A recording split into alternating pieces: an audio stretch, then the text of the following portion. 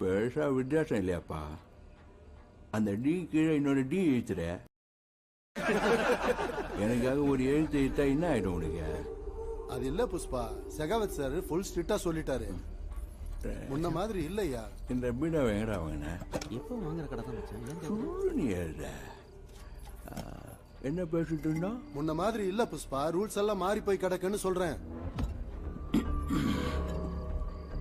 Rules மாறி போச்சா?